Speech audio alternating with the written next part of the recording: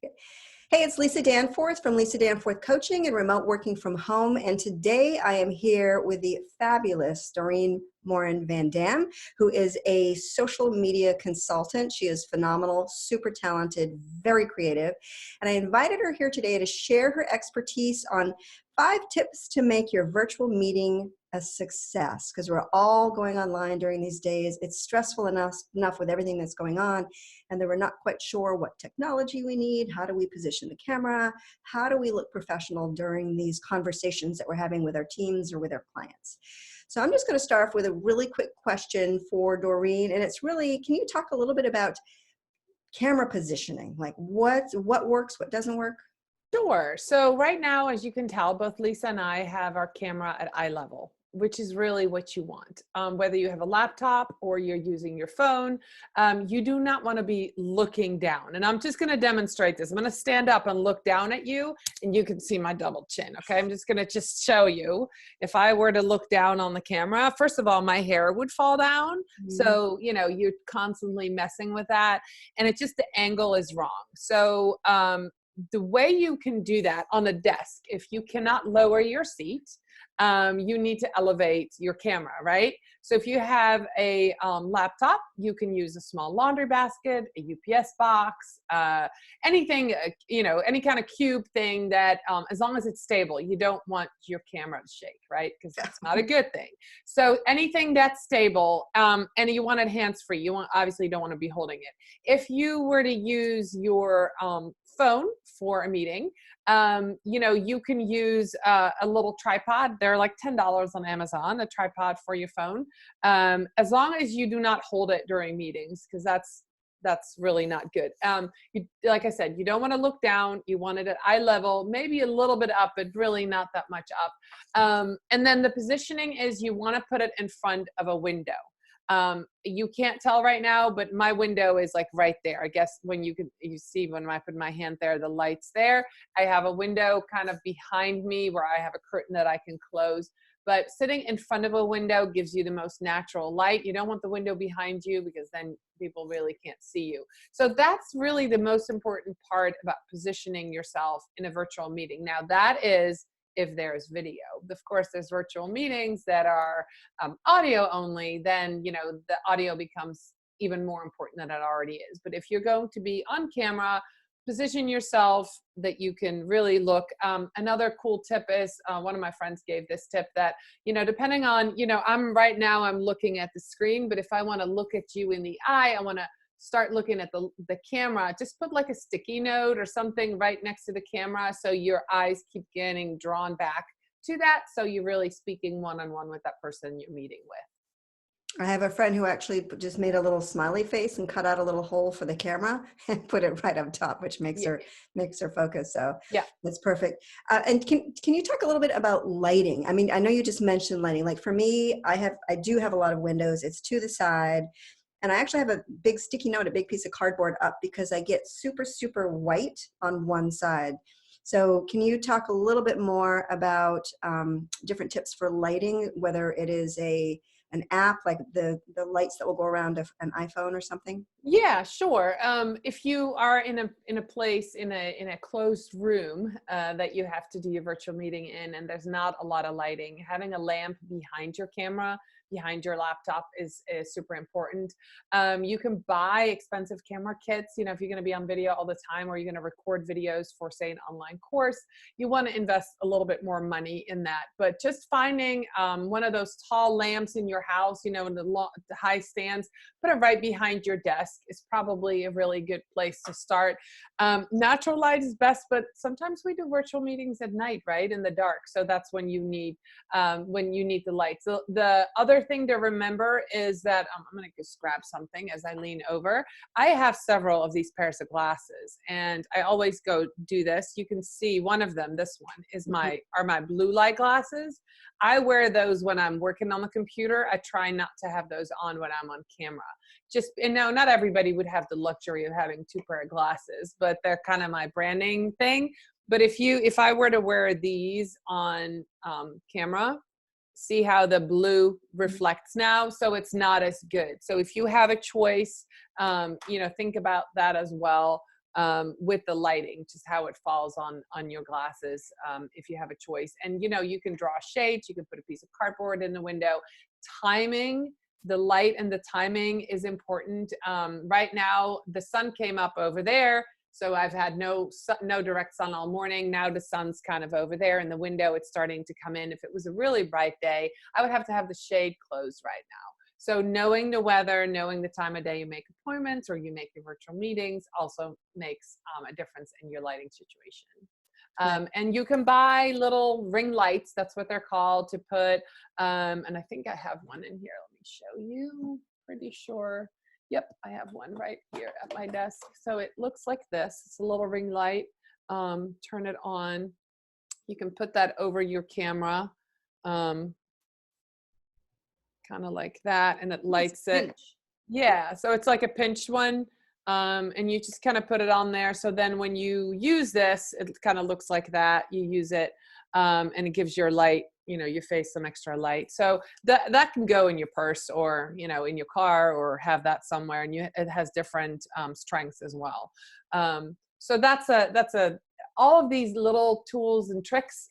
Amazon, they deliver even in time of a pandemic. Most of those things aren't sold out. If you want to order toilet paper or dog food, you cannot online, but ring lights or earbuds, I'm sure you can find some. Absolutely. And there's just so many inexpensive things that we can do to really augment the whole video thing. It doesn't have to be expensive, but like Doreen said, Right. really, if you are going virtual all the time now, you might want to invest in a little bit higher quality.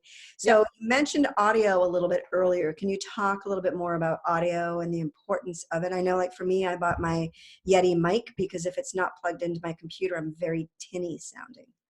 Yeah, so I also have a Yeti mic.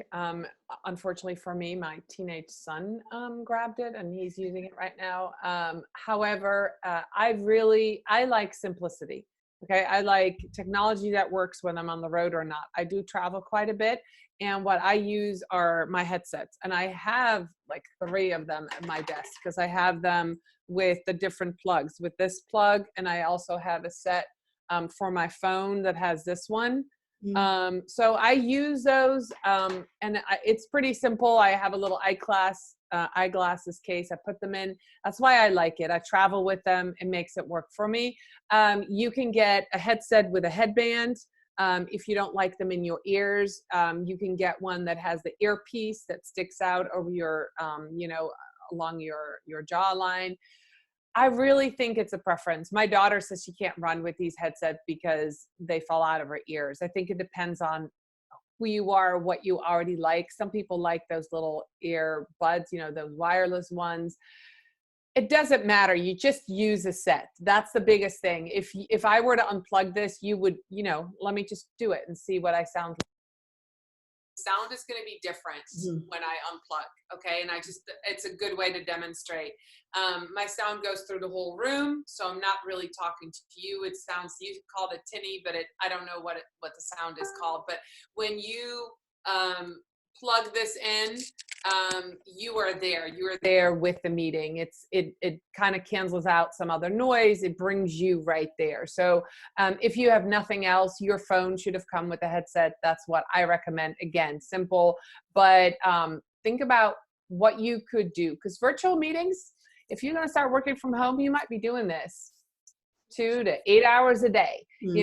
What might feel comfortable for 30 minutes when you're in the car, when you go for a jog, like these might not be comfortable for the long run. So Lisa, you work from home, you have that Yeti mic. That makes a lot of sense for somebody who this might be a temporary fix. The least you can do is get your headset that comes with your phone and use that.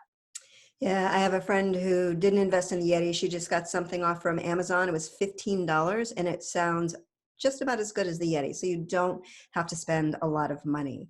And can I just ask you, because I've bought some earbuds before and they really need to be a certain quality. They don't need to be $100, $200, but do you have a name or a brand, not that you're going to be endorsing it, but something that you've used that has worked, that sounds good on the other side?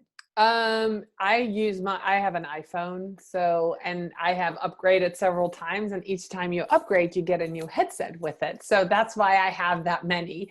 They have gone through the laundry, and actually one of them has survived go through the laundry. So I swear by the original, iPhone Mhm. headsets. They do well, and unless they fall apart or get washed, I think it's worth it. Anything with, if you're a Mac or even Apple person, get the real accessories that go with that. Perfect. Can you share some tips on technology with us? All right, so virtual meetings, Lisa and I are recording this on Zoom. It's a tool that I've been using for years. I actually use it every week for a guest interview for one of my clients. And actually, if you buy or if you pay for the advanced version of Zoom, you get to go from Zoom and live stream on Facebook, which is really cool. So that's how we use it. So we will have two people an interview on Zoom, and I push a button and now we're live on Facebook in a group or on a page. So that technology works. One of the things that we can do here is, if I didn't like my background, I could upload an image to become my background in Zoom. There's all kinds of fun things you can do with this technology. The most important thing that I can tell you is find a platform that is simple to use. If you're not a techie and you don't have anybody else setting it up for you and you're in charge and you're going to do this every day, get familiar with one tool and stick with it. Zoom is easy to navigate, easy to get people on it. I used it. And by the way, I don't know if Lisa wanted me to tell you or not, but it's her birthday today that we're recording this. So happy birthday to Lisa. Everybody tell her later. But last week I had a birthday, and I was also self-quarantined. And so I got my family in the Netherlands to hop on a Zoom. We have done individual FaceTimes, but as soon as you have more than another one or two people that you want to have in a meeting, you need to use a technology like Zoom. I got my 75-year-old mom to get on Zoom, and it was really fun. And lots of nieces and nephews that are young that could figure it out. But all I had to do was send my mother a link. You just send a link to somebody's phone or iPad. They click it, and they get to join you. So make it simple for yourself. Zoom is doing some amazing things for schools and teachers in this time. But there's lots of, and I can name, it's, Wirecast and StreamYard and there's all these different tools out there that I go to those tools and I get overwhelmed just with the dashboard. So if that's you, stick with something simple like Zoom. So technology is only as good as the user, I always say. So if I hate that. yeah, but it is. So use something simple. And if you want to do video calling with just one person, you can even do Facebook Messenger. You can call through there. If you're on a app like Slack with your team, you can do calling through that. So we do virtual team meetings. We don't do the video part because some of us are more remote than others, but we do meetings through Slack all the time. We just do a call. So there's different ways to do it. I think technology wise, just stick with something that is simple, familiarize yourself with one tool. Try it out. Go get Lisa to jump on a Zoom with you if you've never done it, or me, and just practice. I do this all the time with people. I say, just like 10 minutes, I'll show you where all the buttons are. Get somebody to guide you. If this is something that's holding you back from doing these meetings, just grab a friend and do it with them. Yeah, and I will be doing a tutorial on that. I did one on Asana, and a Zoom will be next. So great. Excellent. Excellent. So to wrap this up, we're going to do a little channeling of Emily Post. Could you share some etiquette on video? Like, make sure your partners and everyone knows that so they're not walking around naked. But other than that, All right. Well, just because you're home and you might be bottom down in pajamas, I'm not revealing what I am, but that doesn't mean that from the waist up, you shouldn't be dressed and shouldn't look professional. I actually went and put on some makeup. I brushed my hair. You need to look put together. You need to either have your door closed, like I have, put a sign on your door, tell people in your home that you're going on this meeting. You have to treat it as such. You cannot have your phone sitting here and like looking down at a meeting. That's not good etiquette. You wouldn't do that. Oh, if you do it in a real meeting, that's not being very productive. So be present, block time on your calendar. You know, I have notes on the back behind me. I don't know if you can see them. You can. I'm in the process of switching out what I had. I'm using this time to redecorate my office. So right now I don't have something there, but if you have a crazy looking background, you can just put a sheet over, you know, hang up a sheet or something. Make it look professional. Don't, you know, if you know your rooster's going to crow at 6 a.m., don't schedule a virtual meeting at 6 a.m. Or, you know, your puppies are hungry at 2, which mine always are. Don't schedule a meeting at 2. They're just going to bark outside your door. Like, think about that. If you have the UPS delivery coming and you know, or FedEx, put a note on the door. Please don't knock or ring the door. I'm on a video call. You know, those are certain things that you do when you go into a meeting that you prepare yourself for in an in-person meeting. You should do the same for a virtual meeting. You shouldn't pick your nose. You know, you shouldn't, you know, all those, you know, it's amazing when people forget that they're on video, especially when other people are talking. Right now, Lisa and I are talking. It's 2 of us. But if there were multiple people on the screen, and whoever's talking is on the screen, you might forget that you're on video and you could do some silly things. So if you have to excuse yourself and go to the bathroom, you could just go, hey, Lisa, I'm going to excuse myself for a minute, and then put your video away, right? And you can now scratch yourself or do something. And, you know, just like you would turn around in a meeting, you can do that. You can mute yourself if you do have an emergency phone call come in. There's also different features in a tool like Zoom where you can raise your hand, you can do chats, you can ask questions. So the last thing I want to say is that when you have a group meeting, more than 2 or 3 people, that you should appoint a moderator and have an agenda. The last thing you need is to have a meeting go on and on and on and on. Have an agenda, go through it, then say goodbye when it's over. You know, be productive in the meeting and treat it like a regular meeting, and really look to people. It's harder when you're not in person to gauge how somebody is feeling, but look at their facial expressions, look at their energy, and you know, have that one-on-one conversation, even within a group setting. Hey, how are you? Check in with people. That's appropriate as well. Now more than ever, I think Yep. it's so important. So I just want to back up for a second, and this is kind of a strange story, but I want to share it. You made me think of it when you were talking about going to the bathroom. I was a member of a group call one time, and the woman was calling in on her phone, and she couldn't see any of the video. I don't know if she just hadn't allowed it or whatnot, but we could see her.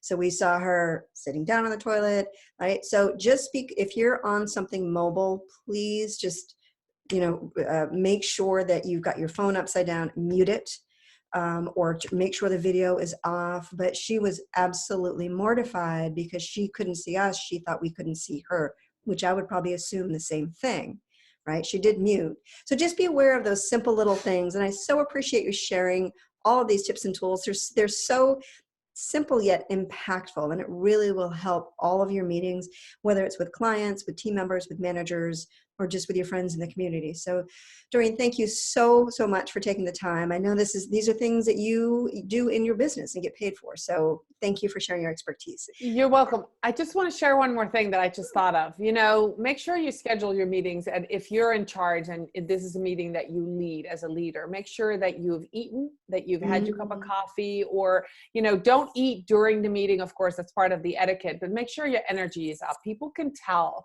when your energy is up, even in a meeting like this, you know, in a virtual meeting. So make sure that you start off every time somebody says, I'm ready to record or ready to meet, you've got a smile on your face and you're ready, and you focus all of that energy into the meeting. That is perfect for ending there. So where can people find you if they have more questions, if they want to know more about your social media consultant business or whatnot? Where can people find you? Okay, well, my name everywhere on social media is Doreen Morin Van Dam. So what you see on the screen, Doreen Morin, and then there's a dash Van Dam. That's my maiden name behind my married name. But I am known everywhere as More in Media. It's M-O-R-E, and then the word I-N, and then the word media. More in Media on Twitter, on Instagram, on LinkedIn. There's not not that many Doreen Moore and Van Dams out there. So if you click that, you'll connect with me. And just to make sure, I always wear those orange glasses when I'm online. So if you find a picture of me with orange glasses, you know you found the right Doreen. So pretty easy to find me, I think. Perfect. Thank you so much. I greatly appreciate it. All of you that are listening, if you like this, please share with your community, with your friends, share the group. There's so many different tools and videos and trainings within here. So please be sure to pay it forward, really lean into the culture of caring. And thank you so much for taking the time and watching this today. All right, bye. Thank you so much.